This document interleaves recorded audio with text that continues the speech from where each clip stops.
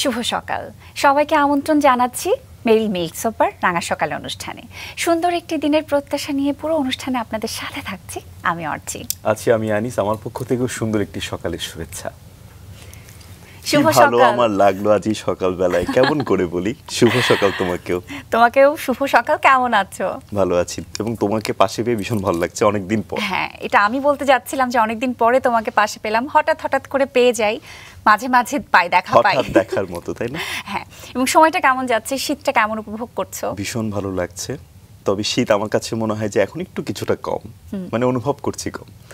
But শীত মানেই তো ঘোরাঘুরি, হ্যাঁ, ঋতু বৈচিত্র্যের মধ্যে শীতটা অনেক বেশি ভালো লাগে সত্যি। এবং এই শীতের সুন্দর সকালটা আরো বেশি সুন্দর হয়ে যাবে কেন বলো তো? কারণ আমাদের সঙ্গে এমন একজন অতিথি থাকেন যারা আমাদেরকে স্বপ্ন দেখান, অনুপ্রেরণার পাথেয় হিসেবে কাজ করেন। একদমই তাই। চলো কে আছে জেনে নিই। চলো। প্রিয় দর্শক, আমাদের আজকের রাঙা সকালের অতিথি উদ্যোক্তা ঝুমনা মল্লিক ঝুমি। চলুন আমরা আমাদের আজকের অতিথিকে স্বাগত জানাই। শুভ সকাল। শুভ সকাল। কেমন আছেন? আলহামদুলিল্লাহ ভালো আছি, আপনারা কেমন আছেন? আমরা খুব ভালো আছি। পুরো অনুষ্ঠান জুড়েই আপনার সঙ্গে গল্প করব। আপনি বিশেষ চাহিদা সম্পন্ন শিশুদের স্বাভাবিক জীবনে নিয়ে আসার ক্ষেত্রে একটা গুরুত্বপূর্ণ ভূমিকা পালন করছেন। সেই গল্পে আমরা ধাপে ধাপে আসব। তার আগে একেবারেই শৈশব থেকে শুরু করতে চাই, যেহেতু শৈশব আমাদের জীবনে খুব গুরুত্বপূর্ণ একটি অংশ। জি। কোথায় বেড়ে উঠেছেন? আমি ঢাকার সন্তান, ঢাকায় বেড়ে উঠেছি, পুরান ঢাকায়, সূত্রাপুরে আমার বেড়ে ওঠা। আচ্ছা, পুরান ঢাকার কথা শুনলে না প্রথমে কিন্তু মনে হয় যে খুব বৈচিত্র্যময়তার একটা জায়গা এবং খাবারের কথা কিন্তু খুব বেশি মনে পড়ে যায়। আপনার শৈশবটা কতটা রঙিন ছিল, কতটা সুন্দর ছিল? আমার শৈশবটা পুরান ঢাকায় বেড়ে ওঠা, আমাদের যে কালচারটা হচ্ছে অনেক আতিথেয়তা পরায়ণ। হ্যাঁ, আমরা খুব অতিথিকে খুব সাদর করতে খুব পছন্দ করি, আপ্যায়ন করতে খুব পছন্দ করি। তো আমার বেড়ে ওঠাটা আসলে আত্মীয় স্বজনের মধ্যেই ছিল। আর শৈশবটা যেহেতু আমরা পুরান ঢাকায় থাকতাম, ওখানে আমাদের কাঠের পুল নামে একটা জায়গা আছে, প্রচুর সাইকেল চালাতাম আমি ছোটবেলায়। তো দেখা যেত এই পুল পার হয়ে সাইকেল নিয়ে অনেক দুরন্তপনা করেছি। খুব রঙিন একটা সময় কেটেছে। এবং পুরান ঢাকা কি আসলে তখন যৌথ পরিবারেই বেড়ে ওঠা, সবাই একসাথেই থাকতেন? আপনারা কে কে থাকতেন সেখানে? আমরা বেসিক্যালি আমাদের সূত্রাপুর হচ্ছে আমার দাদির বাড়ি। তো সেখানে আমাদের ছোট ছোট গ্রামে যেরকম থাকে যে একটা এলাকার মধ্যে বা একটা জায়গার মধ্যে ছোট ছোট বাড়ি, আমাদের একটা গলির মধ্যেই আসলে আমাদের আত্মীয় স্বজনদের সব বাড়ি। তো এখানে দেখা গেছে 1 মিনিট দূরত্বে বিভিন্ন আত্মীয়দের বাড়ি। তো আমরা বাসায় খুব কম থাকা হতো, আজকে এর বাড়ি কালকে ওই চাচির বাড়ি, এভাবেই থাকা হতো। আর কাজিনদের মধ্যে তো একটা ভালো সম্পর্ক ছিল। নানুর বাসায় যখন যেতাম, নানুর বাসা গ্যান্ডারিয়া, দাদির বাড়ি সূত্রাপুর, তো সেখানে যখন যেতাম সেখানেও সেম, সব কাজিনরা একসাথে হতাম, মজা করতাম, এভাবেই কেটেছে। এই বেড়ে ওঠার আনন্দ শুনলে না আমার খুব মন খারাপ হয়। এই সময়গুলো আসলে আমরা পাইনি। আমি জানি না হ্যাঁ তোমার ক্ষেত্রে ব্যাপারটা কেমন, আমার ক্ষেত্রে আসলে ব্যাপারটা এরকম, তাই না? হ্যাঁ, একদমই। স্মৃতি যেন হাতছানি দিয়ে ডাকে, মনে হয় যে একেবারে যেন শৈশবে আবার ফিরে যাই। হ্যাঁ, শৈশবের সেই সময় কোন স্মৃতিগুলো আসলে খুব বেশি মনে পড়ে এখন আপনার শৈশবের কথা মনে হলেই? আমার হচ্ছে আমি খেলাটা খুব পছন্দ করতাম। অনেক রকমের খেলাধুলা করতাম বলতে আমি একটু ছেলেদের সাথে ছেলেদের মতো খেলাটা একটু বেশি পছন্দ করতাম। ক্রিকেট, ফুটবল, তারপরে সাইকেল চালানো। আমার ছোটবেলায় আমার নানুর বাসায় মুন্নি বলে ডাকতো, তো আমাকে কেউ মুন্নি বলে ডাকতো না, সবাই মুন্না ভাই বলে ডাকতো। এটার কারণটা হচ্ছে আমি ছেলেদের সাথেই খেলা করতাম, আমার মেয়েদের সাথে আমার ম্যাচ হতো না, আমি জানি না কেন। হ্যাঁ, সবসময় খেলা করতাম ছেলেদের সাথে। তো এই খেলাধুলার মধ্যে কেটেছে, আর লেখাপড়া তো ছিলই পাশাপাশি। একটু কি টমবয় টাইপের ছিলেন আপনি? হ্যাঁ, কিছুটা। তখন কি বাসা থেকে এরকম বলতো যে হ্যাঁ কেন তুমি ছেলেদের সাথে এত খেলছো, মেয়েদের সাথে খেলো না, মেয়েদের খেলা খেলো না কেন? না, এই ধরনের কোনো বাধা ছিল না। আমার আম্মু পাপা তারা আসলে অনেক বেশি সাপোর্টিভ ছোটবেলা থেকে আমার প্রতি। আমি কখনো এই ধরনের বাধা পাই নাই যে তুমি কেন ছেলেদের সাথে খেলছো, বা কোনো ধরনের বাধা আসে নাই। অর্থাৎ একেবারে রক্ষণশীল একটা যে পরিবেশ অনেকেই পেয়ে থাকে, বিশেষ করে মেয়েদের ক্ষেত্রে যেটা হয়, সেই তুলনায় খুব ভিন্ন একটা পরিবেশ, স্বাধীনতার একটা জায়গা পেয়েছেন। আমি একেবারে ছোটবেলা থেকেই স্বাধীনতার একটা জায়গা পেয়েছি। এবং আপনি অনেক কিছুই করতেন ছোটবেলায়, খেলাধুলার সাথে আসলে ছবি আঁকার একটা প্রভাব আপনার উপরে ছিল এবং আপনি বেশ ছবি আঁকতে পছন্দ করতেন। সেটা কি কারো দ্বারা অনুপ্রাণিত হয়েছিলেন? না, আসলে কারো দ্বারা অনুপ্রাণিত না, আমি ছোটবেলায় আমার বোন হচ্ছে নতুন কুড়িতে শিল্পী ছিলেন, তো ওইটার সাথে আমার বোন ছায়ানটে ক্লাস করতো, গানের ক্লাস। তখন আমার আম্মু পাপা আমাকে আর্টের ক্লাসে ভর্তি করে দেয়। আমার তো আসলে গলা অত ভালো না, গান গাইতে পারবো না, তো সেখানে আর্টের ক্লাসে ভর্তি করে দেয়। আমাদের গ্যান্ডারিয়াতেও একটা স্থান আছে, কচিকাচার মেলা বলি আমরা, ওখানেও আমি ক্লাস করি। তো তখন থেকে আর্টের প্রতি একটা ঝোঁক তৈরি হয়। মোটামুটি আর্ট করতাম, তারপর তো সায়েন্সে পড়ার প্রেক্ষিতে আর্টে কিছুটা সেখানে ড্রাইভ পেয়েছি। তো এই তো আর্টের প্রতি আসলে ছবি আঁকার কথা আমাকেও অনেক স্মৃতি মনে করিয়ে দিচ্ছে, কারণ আমিও ছোটবেলায় ছবি আঁকতাম।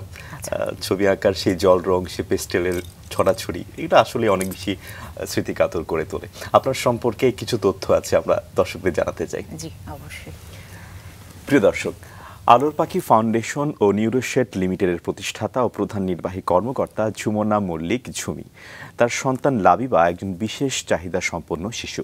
সন্তানকে পালন করতে স্কুলে ভর্তি করাতে গিয়ে বেশ কিছু বাধার সম্মুখীন হন ঝুমনা মল্লিক ঝুমি। পরে বিশেষ শিক্ষা ব্যবস্থাপনায় জাতীয় ও আন্তর্জাতিক বিভিন্ন প্রতিষ্ঠান থেকে প্রশিক্ষণ নিয়ে বিশেষ চাহিদা সম্পন্ন শিশুদের জন্য নিজেই প্রতিষ্ঠা করেন আলোর পাখি ফাউন্ডেশন নামে একটি সংগঠন।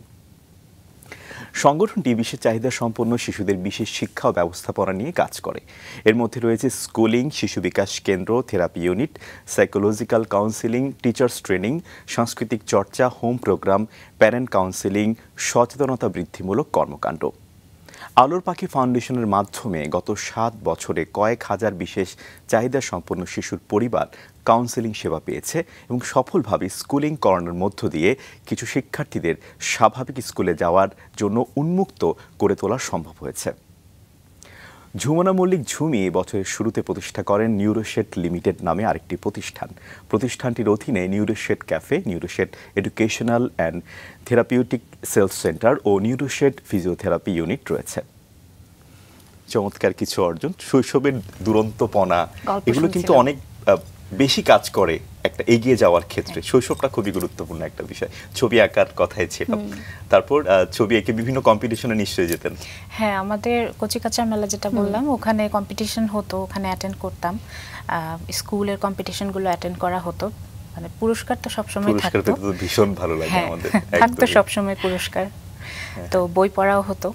বিশ্ব সাহিত্য কেন্দ্রের সঙ্গে যুক্ত ছিল? হ্যাঁ, বিশ্ব সাহিত্য কেন্দ্রের সাথে একেবারে স্কুল সময় থেকে যুক্ত ছিলাম। বই পড়ার একটা ঝোঁক ছিল, সব সময় বই পড়া হতো ছোটবেলা থেকে।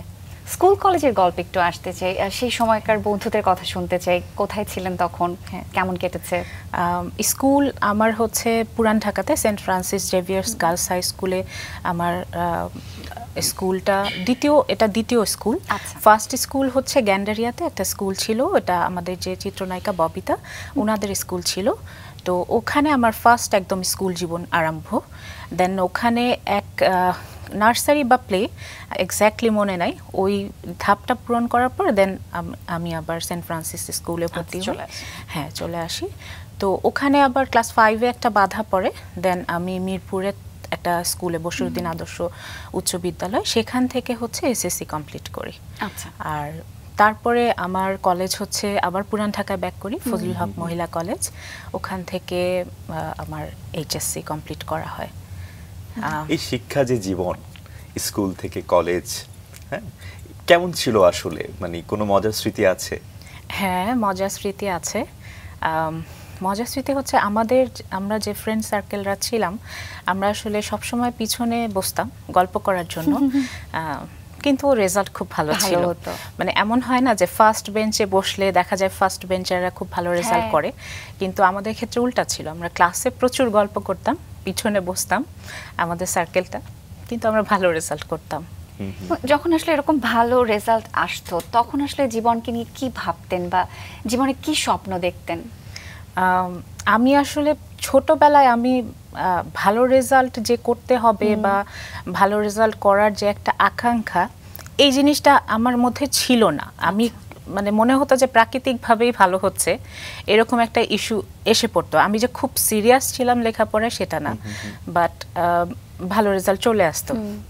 কারণ আমার সবসময় একটা জিনিস আমি ছোটবেলা থেকে ফলো করি, সেটা হচ্ছে যে আমি যে কোনো কিছু পড়লে সেটাকে নিজের মধ্যে ধারণ করে নেওয়ার চেষ্টা করি এবং সেইভাবে ডেলিভার করার ট্রাই করি। তো এতে দেখা গেছে যে অটোমেটিক একটা ভালো রেজাল্ট চলে আসতো। পরিবার থেকে কোনো চাপ ছিল? সাধারণত দেখা যায় কি প্রথম হতে হবে তোমাকে, হ্যাঁ? না, পরিবার থেকে কখনোই কোনো চাপ দেয় নাই। ইভেন দো আমাকে কখনো বলা হতো না যে তুমি পড়তে বসো, আমি খুবই কম পড়তে বসতাম, মানে খুবই কম। তারপরেও যে তারা ভালো রেজাল্ট পেত এটার জন্য আমাকে কখনোই কিছু বলতো না। সেটাতেই খুশি বাবা মা। তখন আপনি জীবনকে নিয়ে কি স্বপ্ন দেখতেন? আরো বড় হয়ে কি হতে চাইতেন? আমার হচ্ছে টেকনোলজিক্যাল সাইডে একটু ঝোঁক ছিল ছোটবেলা থেকেই, যে আমার চিন্তা ভাবনা ছিল যে আমি তখন তো আসলে আমরা আইটি কথাটার সাথে পরিচিত ছিলাম না, আমরা কম্পিউটার কথাটা বলতাম যে কম্পিউটারে কোনো একটা ইস্যুতে আমি কোনো কিছু একটা করব, এই ধরনের একটা চিন্তা ভাবনা কাজ করতো। ছোটবেলা থেকে এটাই আমার একটা স্বপ্ন ছিল যে কম্পিউটার রিলেটেড কিছু একটা। কম্পিউটারের কথা যেহেতু আসলো, এই প্রথম কম্পিউটার ব্যবহার করার অভিজ্ঞতা বা এটা কখন ছিল একটু শুনি। আমার হচ্ছে আমি যখন এইচএসসি দিলাম 2002-এ, হ্যাঁ, তারপরে হচ্ছে আমাদের যে 3 মাস ফ্রি টাইমটা থাকে রেজাল্ট হওয়ার সময়টা, ওই সময় আমি একটা হোপ টেকনোলজি নামে একটা কম্পিউটার ট্রেনিং সেন্টার ছিল, সেখানে ভর্তি হলাম এবং ওইটা হচ্ছে আমার জীবনের প্রথম কম্পিউটার শেখা 2002-এ।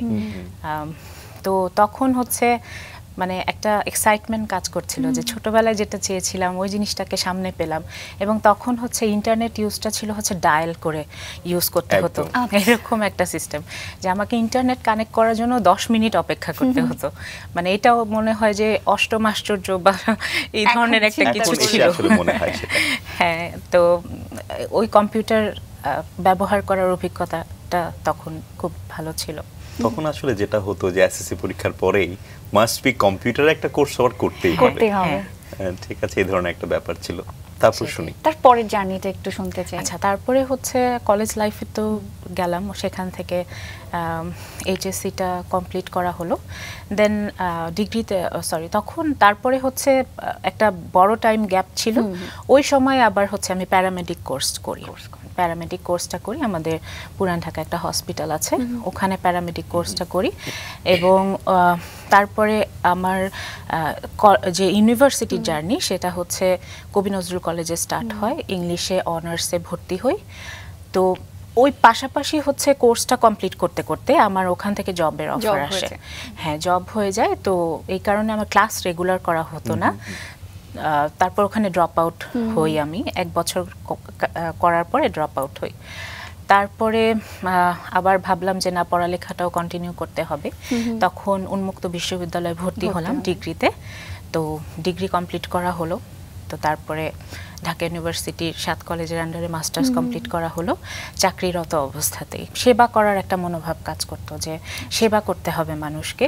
এবং আমি প্যারামেডিক কোর্সটা করি যে এটার মাধ্যমে আমি পেশেন্টের খুব কাছাকাছি যেতে পারবো, এটা একটা চিন্তা ভাবনা থাকে। আবার আমি যেখানে প্যারামেডিক কোর্স করি সেটা আসলে আমার বাবাও ছোটবেলা থেকে সাংগঠনিক জায়গায় ইনভলভ ছিলেন। তো সেখানেরই একজন আঙ্কেল, উনারই ওটা হসপিটাল, তো উনিও বলেন যে যেহেতু আমি এখন অবসর আছি সো প্যারামেডিক কোর্সটা করার জন্য, তো আমার মনে হয় যে উনার অফারটা আমার জন্য সোনায় সোহাগা হয়ে যায় যে আমি যেরকম চাচ্ছিলাম সেরকম কিছুই হয়তো আমার লাইফে আসছে, এটার জন্য প্যারামেডিক কোর্সটা করা হয়। আসলে এই ছোট ছোট পদক্ষেপগুলোই আসলে আমাদের জীবনকে বদলে দেয়। হ্যাঁ, এখন আমরা যদি ঘরে বসে থাকি কিন্তু অনেক বড় বড় স্বপ্ন দেখি, তাহলে কিন্তু এগিয়ে যাওয়াটা রুদ্ধ হয়ে যাবে, তাই না? সেটাই। এবং তারপরে আপনি কর্মজীবন শুরু করলেন, আপনার প্রথম কর্মজীবনের গল্পে একটু আসতে চাই। তখন কি ভাবছিলেন জীবনকে নিয়ে, বা তখন পরিকল্পনা কি করছিলেন? তখন হচ্ছে পরিকল্পনা ছিল যে আমি সেবা করব, এটাই একটা পরিকল্পনা ছিল।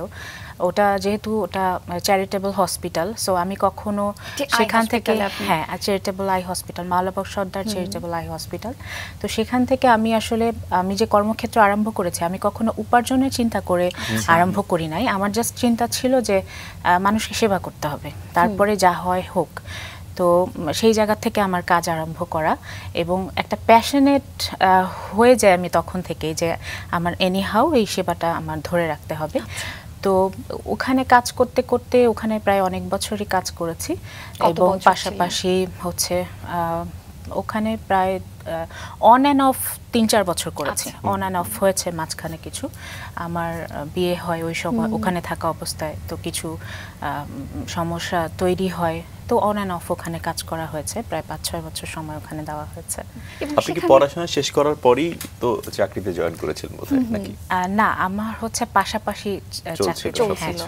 আমার কলেজটা এবং হচ্ছে আমার যেটা আমি ডিগ্রিটা কমপ্লিট করি সেটা উন্মুক্ত বিশ্ববিদ্যালয়ে এবং পড়াটা, জবই এবং চলছিল, ওখানে- জব চলছিল তখন। হ্যাঁ, জব চলছিল, এবং ওই জবের জন্যই কিন্তু আমি উন্মুক্ততে ভর্তি হই, যেন আমার জবে কোনো হ্যাম্পার না হয় এটার জন্য, এবং তখন আমি যে অনার্স থেকে ড্রপ আউট হই এটার জন্যই। আপনি এতটাই ভালোবাসা থেকে মন থেকে যে কাজটা করেছেন, সেখানে আসলে আপনার অভিজ্ঞতা কেমন হয়েছিল? পেশেন্টদেরকে হ্যান্ডেল করতে হয়েছে, তাদের সাথে সেই মুহূর্তগুলো বা কাজের সর্বোপরি অভিজ্ঞতাগুলো কেমন ছিল? আসলে মানে আমার কাছে ওইখানে কাজ করতে গিয়ে আমি যেটা ফিল করেছি যে ওটা তো চক্ষু হাসপাতাল ছিল, আমার কাছে মনে হতো যে মানে চোখটা আমাদের সবচেয়ে বড় একটা নিয়ামত, যে আমরা পৃথিবীকে দেখতে পাচ্ছি এত সুন্দর। তো এই যে পেশেন্টগুলো ছিল যারা চোখে দেখতে পারতো না, চোখের কোনো সমস্যা, আমার কাছে তখন খুব মানে খারাপ লাগতো যে আমি পৃথিবীকে দেখছি, অনেকেই দেখতে পারছে না, অনেকেই সাফার করছে। তো সেখান থেকে একটা সবসময় মনে হতো যে এনিহাও তাদেরকে আমার সাপোর্ট দিতে হবে, এই ধরনের একটা চিন্তা ভাবনা ছিল। এবং ওখানে আমার ভালো রেসপন্সিবিলিটি এবং হচ্ছে আইটি সেক্টরের যে অভিজ্ঞতা, সেটা দেখে তারা আমাকে আবার আইটি যে তাদের ডিপার্টমেন্ট আছে সেখানেও আবার ওনারা অ্যাড করেন আমাকে, ওনাদের কম্পিউটার রিলেটেড যে কাজগুলো আছে সেগুলো আমি করা স্টার্ট করি। তাহলে কি আপনি দুটো কাজে একসঙ্গে চালাচ্ছিলেন? হ্যাঁ, আমার হচ্ছে মাঝে মাঝে আমাকে পেশেন্ট ম্যানেজমেন্ট দিত, বেশিরভাগ সময় দেখা যেত যে আমি কম্পিউটার রিলেটেড যে কাজগুলো ছিল সেগুলো করতাম তখন। এবং এই যে সময়গুলোর কথা আপনি বলছিলেন এবং এর মাঝে আপনার বিয়েও হয়ে গেল, সেই পুরো সময়টাতে পরিবার থেকে কতটা সাপোর্ট পেয়েছেন আপনি? আমি আসলে আমার মা বাবার সাপোর্ট সব সময় পেয়েছি, এখন পর্যন্ত পেয়ে যাচ্ছি, এটা আমার জন্য অনেক বড় একটা ব্লেসিং। তো পারিবারিক সাপোর্টটা সবসময় ছিল এইখানে, আমার মানে কোনো ধরনের কোনো বাধার সম্মুখীন এখন পর্যন্ত হতে হয়নি আমার মা বাবার দিক থেকে। এবং তারপরে তো আপনার সন্তান জন্ম নিল, হ্যাঁ। সেই সুন্দর মুহূর্তের সময়ের কথাগুলো একটু আপনার কাছ থেকে শুনতে চাই, কারণ এর পরবর্তী গল্পগুলো আসলে ওই মুহূর্তের সাথেই তো জড়িয়ে আছে। একটু আপনার মুখেই শুনি সেই কথাগুলো। আমার সন্তান জন্ম নেয় হচ্ছে, আমার বিয়েটা হয় ইন্টারের পরপরই, চাকরি করা অবস্থাতেই বিয়ে, অনেক আগে বিয়ে হয়ে, হ্যাঁ 2005-এ, এবং আমার সন্তান হয় 2009-এ। তো লাবিবা খান, ওর জন্মটা আমার জন্য খুব মানে খুবই প্রিশিয়াস ছিল, বাট ওর যখন 5 মাস বয়স, তখন আমার কাছে ওর কিছু আচরণ বা কিছু জিনিস মনে হলো যে এটা অস্বাভাবিক। হ্যাঁ, তো তখন আমি হচ্ছে ডক্টরের কাছে নিয়ে যাই।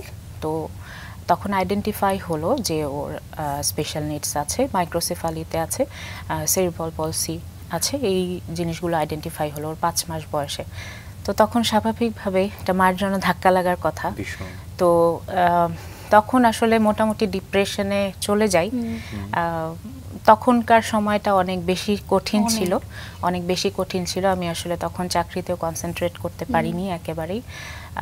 যদিও আমি প্রেগন্যান্সি অবস্থায় জব করেছি একদম লাস্ট ডে পর্যন্ত, ইভেন প্রেগন্যান্সিটা এমন সময় পড়েছে আমার ডিগ্রির ফাইনাল ইয়ার লাস্ট পরীক্ষা দেওয়ার 15 দিন পরে লাবিবা হয়েছে। মানে আমি প্রেগন্যান্সি অবস্থাতেই ডিগ্রি ফাইনাল পরীক্ষাটা দিয়েছি, আর পাশাপাশি তো জব চলছিলই। তো এই হচ্ছে এই যে বিষয় যে আপনি বুঝতে পারলেন মাত্র 5 মাস বয়সে হয়তো আপনি একটু অস্বাভাবিক আচরণ দেখছিলেন, অস্বাভাবিক আচরণগুলো আসলে ঠিক কেমন ছিল, যেগুলো একজন মায়ের জন্য জানা খুবই গুরুত্বপূর্ণ? আমি হচ্ছে যেহেতু আমি পেশেন্ট ডিল করেছি বা আমার এই সেক্টরে একটা ভালো অভিজ্ঞতা ছিল, এটার জন্য আমি মা হওয়ার আগে বাচ্চাদের যে ডেভেলপমেন্ট ইস্যুগুলো, এগুলো নিয়ে কিছুটা আমার জানা ছিল বা স্টাডি করেছি, বা প্ল্যান্ড একটা প্রেগন্যান্সি ছিল আমার। তো সেই ক্ষেত্রে যখন আমি ডেভেলপমেন্টাল মাইলস্টোনগুলো ফলো করলাম, তখন আমার কাছে মনে হচ্ছিল যে ওর আই কন্ট্যাক্টের সমস্যা হচ্ছে, আমরা যেই দিকে আওয়াজ করছি ওই দিকে তাকাচ্ছে না বা রেসপন্স করছে না, এরকম ইস্যু। এবং যদি তাকায় তাহলে চোখ দুইটা মাঝখানে চলে আসছে, যেটাকে আমরা স্কুইন্ট বলি। তো 5 মাস বয়সে এটাই আমার মনে হয় যে ও হয়তো বা স্কুইন্ট, এই জিনিসটা আমার মনে হয়। এবং ও বয়সের তুলনায় ওর মাথাটা বড় হচ্ছিল না। 5 মাস বয়সের একটা বাচ্চার মাথার যে গ্রোথ থাকে ওর সেটা চোখে পড়ছিল না আমার কাছে। তারপরে হচ্ছে পিজি হসপিটাল যেটা, ওখানে নিয়ে যাই, দেন ওখানে শিশু বিকাশ কেন্দ্রে দেন ওরা ইয়ে করে ওখানে আইডেন্টিফাই করে যে ওর মাইক্রোসেফালি আছে। তো যেহেতু আমার ডেভেলপমেন্টাল মাইলস্টোনটা জানা ছিল বা আমি এটা সম্পর্কে আগে থেকে কিছুটা জানতাম বা পড়াশোনা করেছি, এটার জন্য আমি খুব তাড়াতাড়ি আইডেন্টিফাই করতে পেরেছি যে আমার কাছে মনে হয়েছে যেটা অস্বাভাবিক। তো আমার মনে হয় যে মায়েদের আসলে প্রেগন্যান্সি যখন থেকে প্ল্যান করে তাদের অনেক কিছু জানা দরকার, জানতে হয়, জানা উচিত। এবং এই যে একটা বিষয় নিয়ে আপনি লড়াই করছিলেন, একদম একেবারে বিষণ্ণতায় ডুবে গিয়েছিলেন যে সন্তানের এমন অবস্থা, তাকে পুরোটা জীবন ক্যারি করা, এটা একজন মায়ের জন্য আসলে খুবই বেদনাদায়ক একটা অভিজ্ঞতা, পুরো পরিবারের জন্যই, পুরো পরিবারের জন্য। এবং আমার কাছে মনে হয় যে মা অনেক বেশি সাফার করে, তাই না? কারণ সেই সময়টাতে আসলে পরিবারের প্রতিক্রিয়া কেমন ছিল? তাদেরকে যখন আপনি বললেন, তারা কি বলেছেন বা সামনের দিনগুলোতে কিভাবে এগোনো যাবে সেই বিষয়গুলোতে কি পরামর্শ দিয়েছিলেন, কি বলেছিলেন? আসলে সেই সময়টা খুব কঠিন ছিল। ওখান থেকে আমার যেহেতু জব করতেই হতো, একটা ইস্যুস ছিল সেখানে, একটা সন্তান হওয়ার পরে তার যে অর্থনৈতিক একটা সাপোর্ট লাগে সেখানেও একটা বাধা পড়ে। ওর বাবার সাথে আমার একটা তখন দূরত্ব তৈরি হয়। তো ওই জায়গা থেকে আসলে খুব কষ্টের একটা সময় ছিল ওই সময়টা। বাট আমার মা বাবার যে সাপোর্টটা ছিল সেইটাতে মনে হয়েছে যে আমি এখনো বেঁচে আছি, এটা আমার কাছে মনে হয় প্রতিটা মুহূর্তে। বাট ওই সময়টা খুব ক্রাইসিস মোমেন্ট ছিল। প্রায় 2টা বছর ওখানে আমি মানে এমন কিছু স্টেপ আসলে নিয়েছি, মাঝে মাঝে ঘুমের ওষুধ পর্যন্ত খাওয়া হয়েছে, মানে একেবারেই ডিপ্রেশনে চলে গেছিলাম স্বাভাবিকভাবেই। কারণ মেয়ের এরকম একটা অবস্থা, বাবার সাথে দূরত্ব, অর্থনৈতিক একটা ইস্যু চলে আসছে, ভবিষ্যৎ চিন্তা। সেরিব্রাল পলসিতে যারা থাকে তাদের মুভমেন্ট নিয়ে অনেক প্রবলেম থাকে, সেই ক্ষেত্রে আমার একটা চিন্তা চলে আসে যে আমি একা মানুষ কিভাবে মুভমেন্ট ওকে নিয়ে করব, বা তখন থেকেই আসলে যুদ্ধটা আরম্ভ হয় এভাবেই। সেই যুদ্ধটা যে কত কঠিন ছিল পুরো পরিবারের জন্য এবং আপনার জন্য, সেই গল্পগুলো আসলে আমাদের কাছে শুনলেও মনে হয় অবিশ্বাস্য লাগে। যারা এই বিষয়টার মধ্য দিয়ে যায় তাদের কাছে তো একেবারেই অন্যরকম। তখন আপনাকে জীবনের অনেক কঠিন কঠিন ডিসিশন নিতে হয়েছিল। এরপরে যদি আমি একটু সামনে এগোতে থাকি, তখন আপনার জীবনটা নিয়ে আপনি তখন কিভাবে এগোনোর চিন্তা করেছিলেন? তারপরে একটা সময় এরকম হলো যে হঠাৎ করে আমি অনেক বেশি অসুস্থ হয়ে পড়ি। এটা ওর 1.5 থেকে 2 বছরের মাঝামাঝি সময়। অসুস্থ বলতে আসলে ওই যে আমি বললাম যে আমার ঘুমের ওষুধও খাওয়া হয়েছে, এরকম একটা বিষয়। হ্যাঁ, তো তখন ওই সময় আমি আসলে বেশি ডিপ্রেশনে চলে যাই, এরকম একটা স্টেপ নেই। তো তখন আমি প্রায় 3 দিন একেবারে পুরো সেন্সলেস ছিলাম। তো ওই সময় আমার মেয়েটা যে কষ্টটা পেয়েছে, মানে 3 দিন পরে আমার যখন সেন্স আসছে, তখন যে ওর কষ্টটা দেখেছি যে আমাকে ছাড়া ও একেবারেই থাকতে পারছে না, অসহায়, ওই মোমেন্টটা আমার জন্য একটা ঘুরে দাঁড়ানোর মোমেন্ট ছিল। তো ওই সময় আমার কাছে মনে হয়েছে যে আমার আসলে বাঁচতে হবে, অনেক ভালোভাবে বাঁচতে হবে, এটা আমার মেয়ের জন্য। তো ওই মোমেন্টটা আমার জন্য একটা লাইফের টার্নিং পয়েন্ট ছিল। তারপরে আমি কোন সাল? এটা হচ্ছে 2011। আচ্ছা, 2011-এ, এটা 2011-এ। দেন আমি আবার জব খুঁজতে থাকি। ব্যাক করেন আপনি? হ্যাঁ, ব্যাক করি। এই সময়টা কি আপনার মানে জবে গ্যাপ ছিল? হ্যাঁ, প্রায় 1.5 থেকে 2 বছরের মতো গ্যাপ ছিল। বাট এর মাঝখানে আমি বিভিন্ন কাজ শিখি। কেন? কারণ আমি হয়তো বা জবে ঢুকতে পারছি না, বাট আমার প্রেগন্যান্সির 6 মাসের সময়, মানে ও তো 5 মাসে আইডেন্টিফাই হলো, দেন 6 মাসের সময় আমি হচ্ছে যুব উন্নয়নের বিভিন্ন প্রশিক্ষণ নিই। ফ্রিল্যান্সিং এর কাজগুলোর দিকে আপনি ঝুঁকতে চাচ্ছিলেন? তখন হচ্ছে আমি অন্য সেক্টরের ট্রেনিংটা নেই। তখন হচ্ছে ব্লক বাটিক, সেলাই, কাটিং, এগুলোতে আমি প্রশিক্ষণ নেই ওই সময়টায়। এটা হচ্ছে 2011-এর ফার্স্টের দিকে, সরি, এটা 2010-এর ফার্স্টের দিকে। তখন এই প্রশিক্ষণগুলো নেই। ভাবলাম যে যেহেতু জব করতে পারছি না, নিজের স্কিলটাকে একটু ডেভেলপ করি, এটাতে আগানো যায় কিভাবে। তো ওই সময়টায় ব্লক বাটিকের ট্রেনিং নিয়ে আমি বাসায় হচ্ছে কিছু ব্লক বাটিকের কাজও আরম্ভ করি, অর্ডারের কাজটা স্টার্ট করি ওই সময়টায়। তো বাসায় কাজ চলছিল টুকটাক, এবং যখন আমি ভাবি যে জব সেক্টরে আমার যেতে হবে, এটা 2011-এ, তখন হচ্ছে আমি আবার জব খোঁজা স্টার্ট করি। তখন এফএম মেথডে ব্রাঞ্চ ম্যানেজার হিসেবে জয়েন করি 2011-এ। আচ্ছা, তখন বাচ্চাকে টেক কেয়ার করা, বাচ্চাকে সময় দেওয়া, ওই বিষয়গুলো কিভাবে দেখাশোনা করেছিলেন আপনি? আমার আম্মু সবসময় সাপোর্ট দিয়েছেন, উনি ব্যাপারগুলো দেখতেন। আমার যে কাজগুলো থাকতো আমি অফিস থেকে গিয়ে বা সকালে অফিসে বের হওয়ার আগে যে কাজগুলো আছে সেগুলো সেরে ফেলতাম, এবং আমি যখন অফিসে থাকতাম ওই সময়টা আমার আম্মুই টেক কেয়ার করতো। এবং এই যে 2011 থেকে 2017-র গল্পে আসার আগে যে মাঝের যে গল্পগুলো আছে, সেগুলো যদি একটু ছোট ছোট করে আপনার কাছে জানতে চাই, যে তখন আপনি আর কি কি কাজ করেছিলেন, তখন পুরোপুরিভাবে কি সামলে নিয়েছিলেন বা সামনের দিনগুলো পরিকল্পনা করছিলেন? হ্যাঁ, 2011-এ যখন এফএম মেথডে আমি জয়েন করি, ওই সময় আসলে আমি ব্রাঞ্চ ম্যানেজার হিসেবে ছিলাম। তো দেখা যেত যে হ্যাঁ, ফুল টাইম জব ছিল, বাট ওখানে কিছু ফ্লেক্সিবিলিটি ছিল, যেমন অনেক সময় ব্যাচ থাকতো, অনেক সময় ব্যাচ থাকতো না, এরকম ইস্যু ছিল। তো যখন ব্যাচ থাকতো না, আমার প্রেশারটা কম থাকতো, তখন আমি ভাবতাম যে এখন কি নতুন স্কিল নিজেকে ডেভেলপ করা যায়। মানে আমার হচ্ছে অবসর আমি থাকতে পারি না, আমার অবসর থাকলেই মনে হয় যে আমার স্কিলকে ডেভেলপ করতে হবে, এটা আমার মধ্যে সবসময় কাজ করে ছোটবেলা থেকে। কিন্তু আপনি বিভিন্ন নিজের মতো করে বাঁচার জন্য এই জীবিকার তাগিদে কি করলে আসলে জব ছাড়া অনেকটা নিজের মতো করে বাঁচা যায়, পরিবারের যে সন্তানটি রয়েছে তার মুখের দিকে চেয়ে হয়তো বা আপনাকে সেটা আরো অনেক বেশি জীবনে এগিয়ে যেতে অনুপ্রেরণা দিয়েছিল। এবং যেই গল্পে ছিলাম যে 2011 থেকে 2017 শেষ সময়টায় অনেক সংগ্রামের গল্প আছে, অনেক স্ট্রাগল আছে, কিন্তু আমি আসলে সেটার পরের গল্পে আসতে চাই। কেননা আমি যখনই আপনার সম্পর্কে জেনেছি, আমি ওই বছরটাতে মনে হয় আটকে গেছি, যে 2017 থেকে মনে হয় আরেকটা সংগ্রাম শুরু হলো আপনার জীবনের। সেটা কেমন ছিল, কিভাবে শুরু হলো? 2017-তে আসলে আমার তখন চিন্তা হয় যে লাবিবাকে আমার যে সেবা দেওয়া দরকার, ওর যে সেবাগুলো প্রাপ্য, সেটা আসলে আমি কন্টিনিউ করতে পারছিলাম না আমাদের দূরত্বের কারণে। পুরান ঢাকাতে আসলে সব ধরনের সেবা তখন অ্যাভেলেবেল ছিল না, ওর যে থেরাপিউটিক সেবা, স্কুলিং, সেগুলো। তো ও যেহেতু এপিলেপসি আছে, মানে খিঁচুনি আছে, ওকে যাতায়াত করতে নিয়ে গেলে ও যতটুকু থেরাপিতে ডেভেলপ করতো, যাতায়াতে অসুস্থ হয়ে গিয়ে আবার সেটা পিছিয়ে যেত।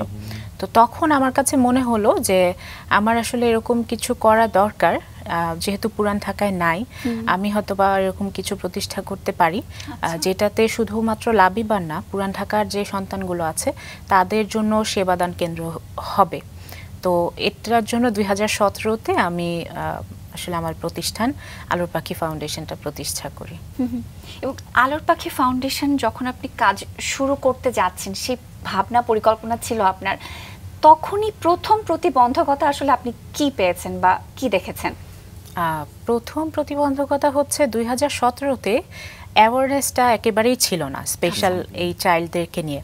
এখন আমরা 2024-এ এসে এই ওয়ার্ডটা যত শুনি, 2017-তে কেউ ওদেরকে আইডেন্টিফাই করতে পারতো না যে নিউরো ডেভেলপমেন্টাল ডিসএবিলিটি নামে একটা কিছু আছে, অটিজম নামে একটা কিছু আছে।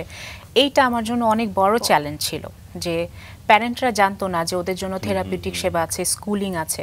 সুতরাং আমাকে মনে হয়েছে যে আমার ফার্স্টে অ্যাওয়ারনেস নিয়েই কাজ করতে হবে এবং কাউন্সিলিং করতে হবে প্যারেন্টদেরকে, যে ওদের সেবা আছে, ওদেরকে একটা নর্মাল লাইফে ফিরিয়ে আনার জন্য অনেক ধরনের ট্রিটমেন্ট আছে, অনেক ধরনের ম্যানেজমেন্ট আছে। এটা মনে হলো অ্যাওয়ারনেসটা একেবারেই ছিল না, এটা একটা বাধা ছিল, কারণ যদি অ্যাওয়ারনেস না থাকে আমি সেখানে কাজ করতে পারবো না।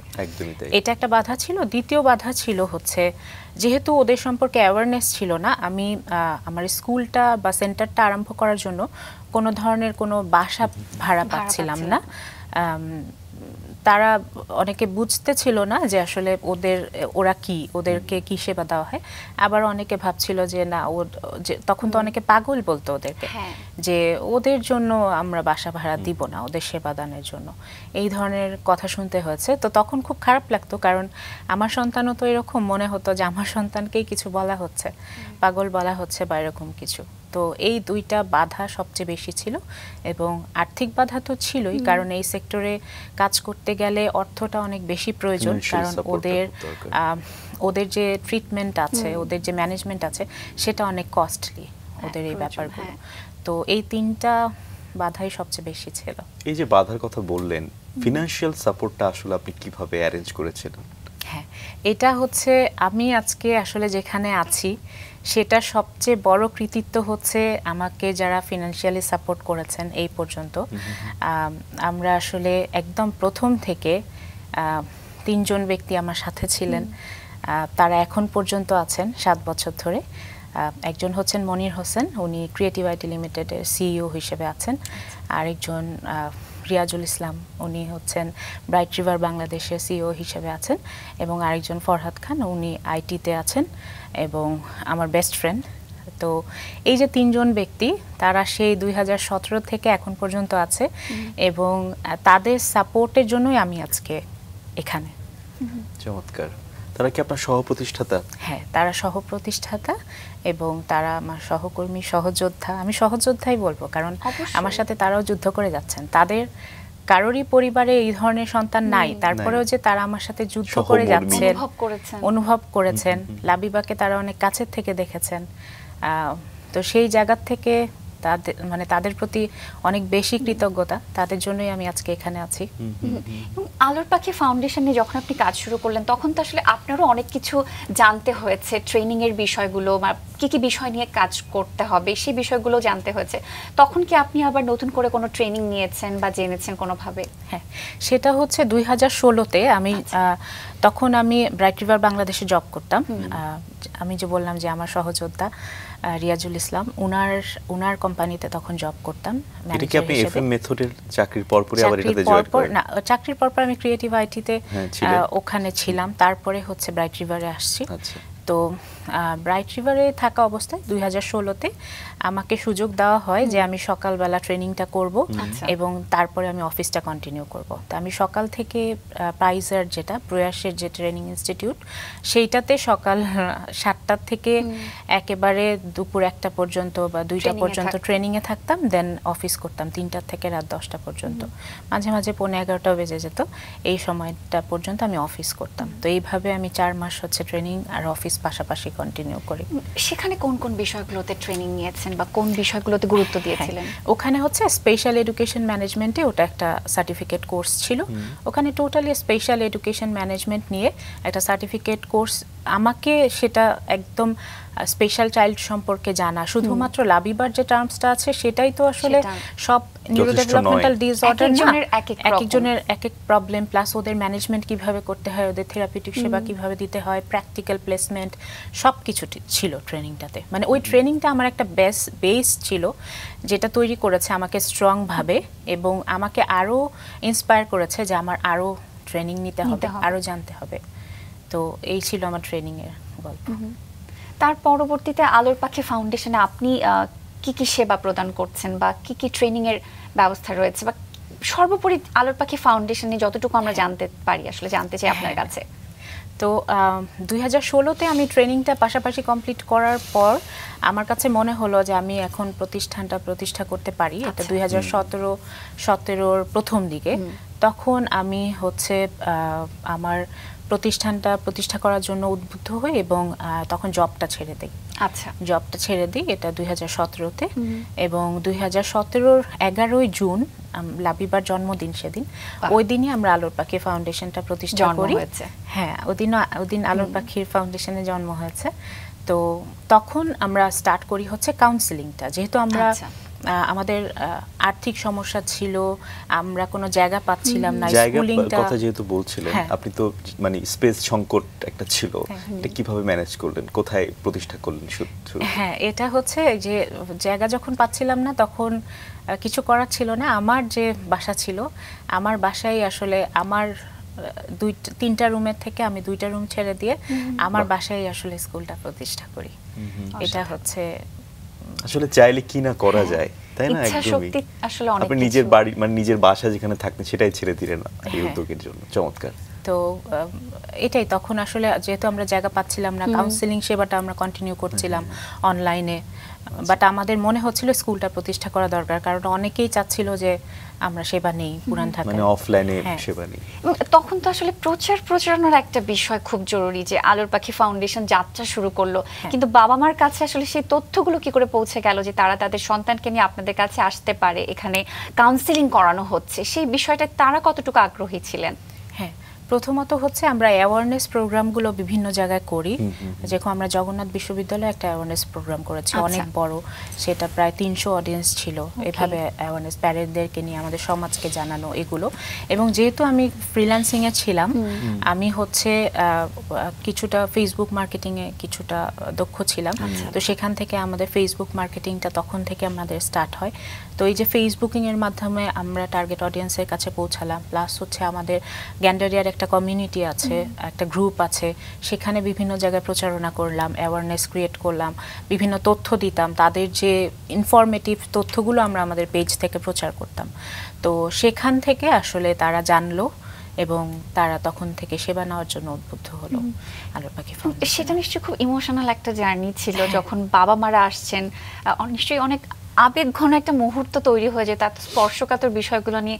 তখন তো আপনার সেই যে প্রথম জবে ছিলেন, পেশেন্টদেরকে যেভাবে আসলে ট্রিট করতে হয়েছে, সেই অভিজ্ঞতা কি কাজে লেগেছে এখানে? হ্যাঁ, অবশ্যই কাজে লেগেছে, কারণ আমরা সবসময় হচ্ছে পেশেন্ট, আসলে আমরা স্পেশাল চাইল্ডদের সাথে পেশেন্টের অনেক পার্থক্য আছে, তারপরেও একটা জিনিস যে তারা আসলে এমন অসহায় ফিল করে যে তাদেরকে আমাকে তাদের হ্যান্ড হতে হবে, এরকম একটা ছোটবেলা থেকে একটা ট্রেনিং নিয়ে আসছি আমি এই জিনিসটাতে। আমার ফিল্ড ছিল তাদেরকে সেবা করা, যে কোনো পেশেন্ট হোক, যে কোনো মানে প্রয়োজনগ্রস্ত যে কোনো মানুষ হোক, তাদেরকে সেবা করা। তো তখন সেটা তো অবশ্যই কাজে লেগেছে, একটা এমপ্যাথি সবসময় কাজ করতো যে আমাকে তাদের স্থানে, আমার কখনোই তাদেরকে অন্য কেউ মনে হয়নি। আমি প্রত্যেকটা মানে সন্তানের মধ্যেই লাবিবার চেহারা দেখেছি একদম ফার্স্টের থেকে। আমার কাছে কখনোই মনে হয়নি যে ওরা অন্য কোনো সন্তান, অন্য কেউ। তো এই যে নিজের সন্তান মনে করে সেবা দেওয়ার একটা ব্যাপার, এটা সবসময় কাজ করেছে। এই যে তাদেরকে আসলে বিশেষ ট্রিটমেন্ট সেবা দেওয়ার মধ্য দিয়ে একটা স্বাভাবিক জীবনে ফিরিয়ে আনার আসলে প্রক্রিয়াগুলো আসলে ঠিক কেমন, কিভাবে আসলে তাদের জড়তা দূর করে স্বাভাবিকতার মধ্যে ফিরিয়ে আনা হয়, একটু শুনি। হ্যাঁ, বেসিক্যালি ওদের হচ্ছে একটা অ্যাসেসমেন্ট করার মাধ্যমে আমরা এটা নির্ধারণ করি যে ওদের কি কি সেবা প্রয়োজন। যেমন সেবা অনেক আছে, বাট সবার সব সেবা প্রয়োজন নাই। অনেকের থেরাপিউটিক সেবা লাগবে, থেরাপিউটিক সেবার মধ্যেও বিভিন্ন সেবা আছে, occupation therapy, speech language therapy, behaviour therapy, hydrotherapy, psychotherapy, but সবার সব ধরনের থেরাপি প্রয়োজন হয় না। আবার একটা শিশুর সব থেরাপির কম্বিনেশনও প্রয়োজন হতে পারে। এবং স্কুলিংটা তো পাশাপাশি অনেকই জরুরি, কারণ স্কুলিংটা করা মানে হচ্ছে সব কিছু সেবার একটা কম্বিনেশন, সব কিছু, এবং তাকে মূলধারার স্কুলের জন্য রেডি করা। হ্যাঁ, তো এই স্কুলিংটা অনেক বেশি প্রয়োজন, পাশাপাশি সেবাগুলো। এবং আরেকটা অনেক সবচেয়ে জরুরি ব্যাপার হচ্ছে অভিভাবকদের ট্রেন আপ করা। কারণ একটা সন্তান আমাদের এখানে 2 থেকে 4 ঘন্টা থাকে, বাকি সময়টা কিন্তু প্যারেন্টের কাছে থাকে। তো প্যারেন্ট যদি ট্রেন না হয়, আমাদের সাথে তাল মিলিয়ে কিন্তু উনি কাজ করতে পারবেন না, এবং তখন বাচ্চার ডেভেলপটা ডিলে হয়ে যাবে। বাট তাকে যদি আমরা শিখিয়ে দিতে পারি, খুব আর্লি বাচ্চা ডেভেলপ করবে। কারণ ওখানে যদি প্যারেন্ট যদি ভুলভাবে ট্রিট করে, আমাদের সেবাটা আসলে কাজে দিবে না। তখন একটা বাচ্চাও দ্বিধায় পড়ে যায় যে আমি কোনটাকে গ্রহণ করব, বাসারটা গ্রহণ করব নাকি স্কুলেরটা গ্রহণ করব। তো এই জায়গা থেকে প্যারেন্ট ট্রেনিংটা আমরা সবসময় দিয়ে থাকি, এবং প্যারেন্ট কাউন্সেলিংটা অনেক জরুরি। কারণ প্যারেন্ট মানেই তারা ডিপ্রেশনে চলে যায়, ডিপ্রেস হয়ে যায়, তারা ভাবে যে আমার সন্তানকে দিয়ে কিছুই সম্ভব না। আবার অনেকে ভুল পথে হাঁটেন, অনেকে রং ট্রিটমেন্ট করেন। তো এটার জন্য প্যারেন্ট কাউন্সেলিংটা অনেক জরুরি, আমরা সবসময় এটা করে থাকি। জি, আলোচনায় ছিলাম, এবং এই যে ট্রেনিং আপনি নিচ্ছেন, প্যারেন্টসদেরকে ট্রেনিং দেয়া হচ্ছে, তারা সেটা বাসায় কার্যকর করছে, এবং একটা লার্নিং প্রসেসের মধ্যে দিয়ে কিন্তু সবাইকে যেতে হচ্ছে, এবং এখান থেকে শেখাটা শুরু, সেই শেখাটা আজীবন সেভাবেই চলতে হবে, এবং পরবর্তী জীবনও তারা সেভাবেই শিখে শিখে কিন্তু সামনে এগোবে। তারা আসলে তাদের ভবিষ্যতের জন্য কিভাবে প্রস্তুত করতে পারে, বা পরিবার থেকে কতটুকু সহযোগিতা পেতে পারে, সেক্ষেত্রে আপনাদের কি ভূমিকা থাকছে, এই পুরো বিষয়টা নিয়ে জানতে চাই। আচ্ছা, এটা আসলে অনেক ইম্পর্টেন্ট বিষয় যে প্রত্যেকটা মা বাবারই একটা টার্গেট থাকে যে আমি যে স্পেশাল স্কুলে দিলাম বা আমি যে সেবা নিলাম, এটার গোলটা কি। আমাদের প্রথমে একটা গোল সেট করে নিতে হয় যে এই সন্তান কোন দিকে যাবে। আমরা সাধারণত দুইটা গোল সেট করি, একটা হচ্ছে ও মেইন স্ট্রিম স্কুলে যাবে, আর একটা হচ্ছে ওর ভোকেশনাল সাইডে যাবে। তো যারা পড়ালেখায় ভালো তারা মেইন স্ট্রিম স্কুলে চলে যায় আমাদের এখান থেকে সেবা গ্রহণ করে একটা টাইম পরে। আর যারা হচ্ছে পড়াশোনায় ডেভেলপ করতে পারবে না মনে হচ্ছে, তাদেরকে আমরা ভোকেশনাল স্কুলিংয়ে নিয়ে আসি। ভোকেশনাল স্কুলিংয়ে তাদেরকে বিভিন্ন হাতে কলমের প্রশিক্ষণ, কম্পিউটার, ব্লক বাটিক, তারপরে হচ্ছে গহনা বানানো, বিভিন্ন খাবার তৈরি করা, এই প্রশিক্ষণগুলো আমরা দিয়ে তাদেরকে আবার এটা প্র্যাকটিস করাই যে তারা যখন কোনো রেস্টুরেন্টে কাজ করবে, তাদের যদি কাজের প্রয়োজন হয় তারা কিভাবে এটা ম্যানেজ করবে, কিভাবে রান্নাগুলো করবে, তারপরে ক্যাফেটা কিভাবে পরিচালনা করবে, তাদের যদি কোনো সেলস সেন্টার থাকে সেখানে তারা কিভাবে কাজ করবে।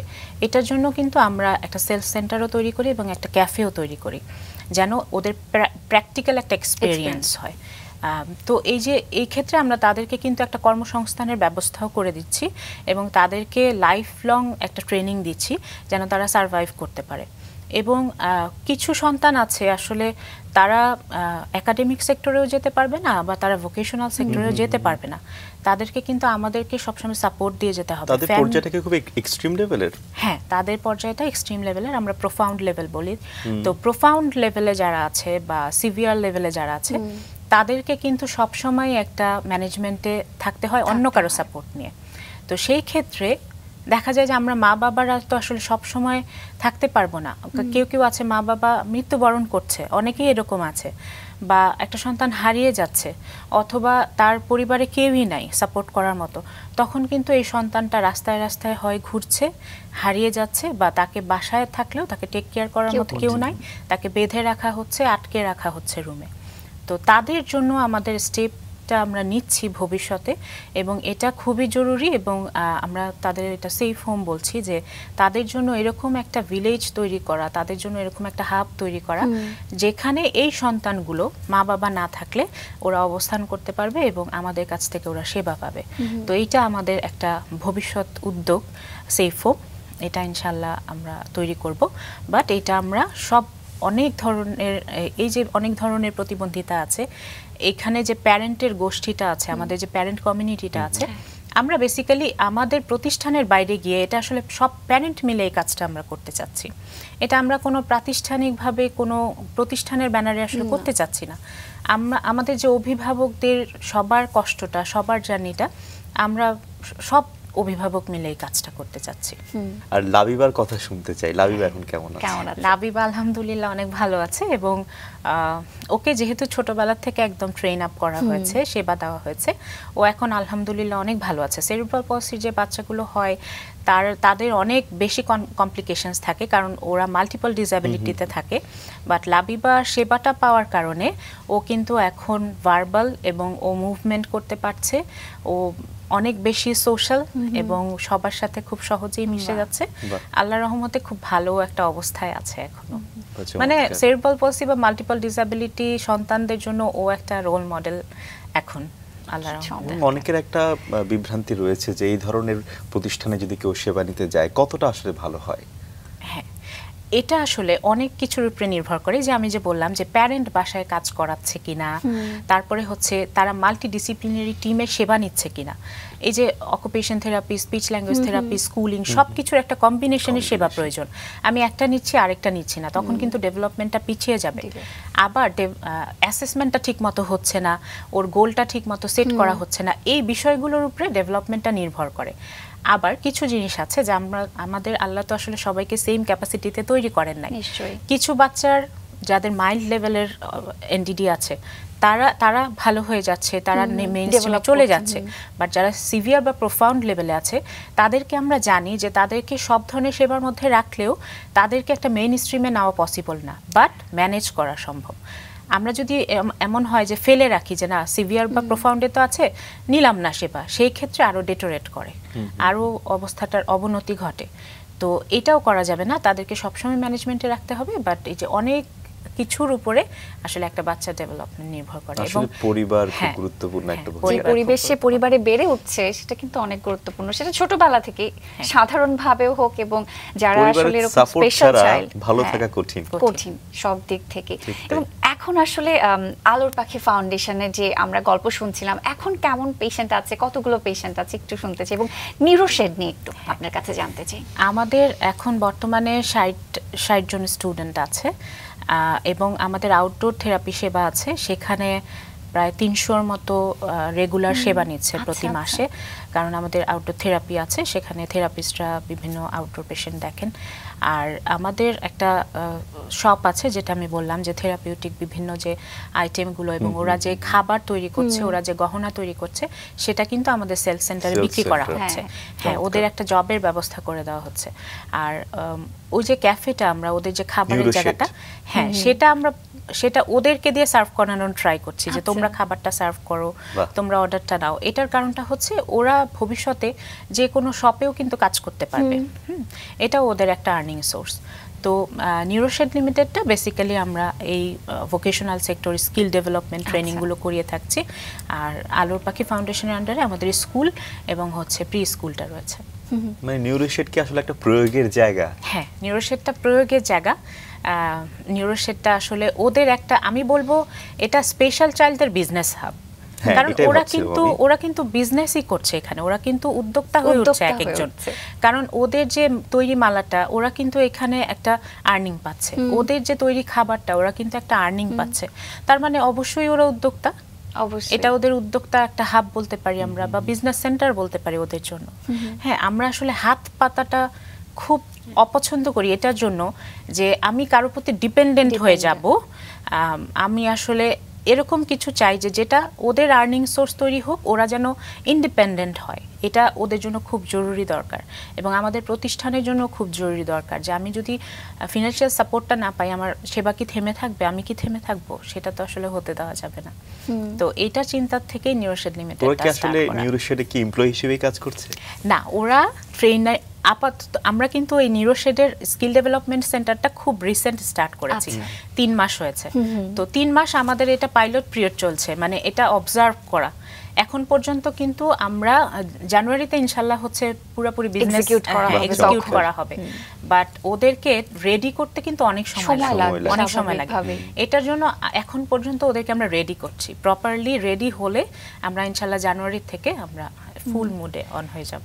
এবং এই যে গল্পগুলো শুনছি, সম্ভাবনার গল্প, মনে হচ্ছে সামনে আরো অনেক কিছু আসলে দেখার আছে আপনার থেকে, এবং আপনি যে স্বপ্ন নিয়ে এগোচ্ছেন, সেই যে সংগ্রামের শুরুটা, সেই স্বপ্নের শুরুটা ছিল একরকম একভাবে শুরু হয়েছে।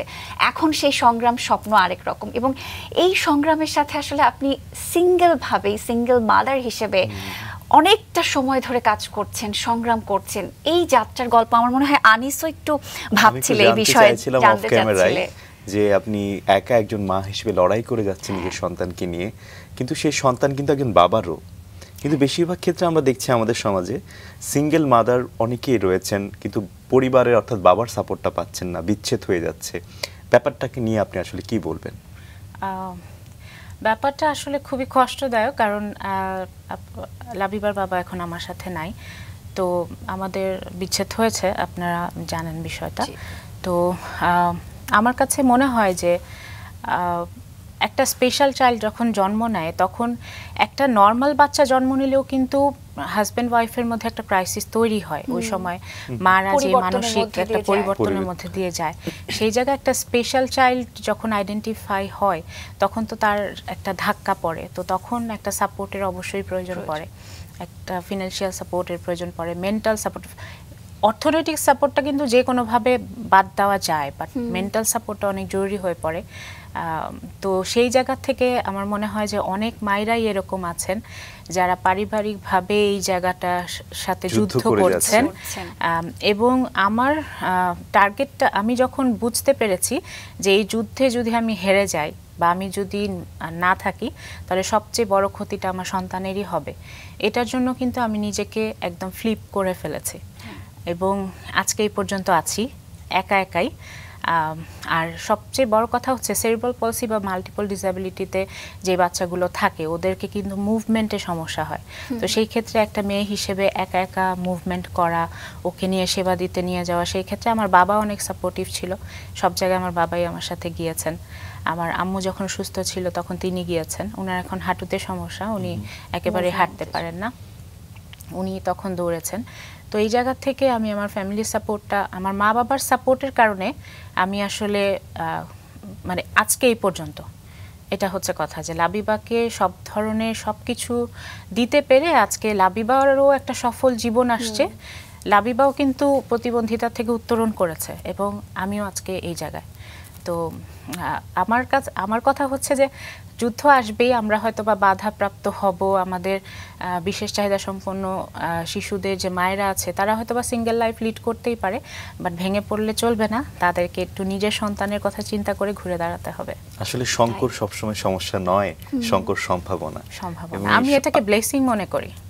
আমার মনে হয় যে আমি হয়তো বা লাইফে এই ধাক্কাটা না খেলে আমি আজকে এই পর্যন্ত আসতে পারতাম না, কারণ আমি নিজেই সবসময় একজনের প্রতি ডিপেন্ডেন্ট হয়ে থাকতাম। তো সেই জায়গা থেকে আমার এই ধাক্কাটা আমাকে ইন্ডিপেন্ডেন্ট করতে সাহায্য করেছে। চমৎকার, চমৎকার। আপনাকে অসংখ্য ধন্যবাদ, আমাদেরকে সময় দিয়েছেন এবং আপনি বিশেষ চাহিদা সম্পন্ন শিশুদের জন্য চমৎকার ভূমিকা রাখছেন। আশা করি আপনার মতো যারা মায়েরা রয়েছেন তারা তাদের সংকট কাটাতে পারবেন। আজকে আমাদের রাঙা সকাল অনুষ্ঠানে আপনি এসেছেন, যদি দর্শকদের উদ্দেশ্যে কিছু বলার থাকে। দর্শকদের উদ্দেশ্যে আমার বলার হচ্ছে, আপনাদের যদি বিশেষ সন্তান কারো থেকে থাকে তাহলে আপনারা তাদের ভবিষ্যতে তাদেরকে একটা জায়গা করে দেওয়ার জন্য এখন থেকেই চেষ্টা করেন। যখন থেকে আইডেন্টিফাই হয়েছে তখন থেকে আমরা আর্লি ইন্টারভেনশন বলি, আর্লি ইন্টারভেনশনটা অনেক জরুরি। তখন থেকে যদি সেবা নেওয়া হয় তাহলে অনেকের প্রতিবন্ধিতাও কমিয়ে আনা যায় এবং অনেককে স্বাভাবিক জীবনধারায় ফিরিয়ে আনা যায়। বাট আমরা যদি মনে করি যে না, শিশু কয়েকদিন পর কথা বলবে, ঠিক হয়ে যাবে, তখন হচ্ছে ওই সন্তানের জন্য খুব ক্রুশিয়াল একটা টাইম হয়ে যায়। তো সবার প্রতি আহ্বান যে আপনারা এটাকে অ্যাকসেপ্ট করেন এবং এটার সেবাগুলো গ্রহণ করেন। অনেক ধন্যবাদ আপনাকে। Thank you.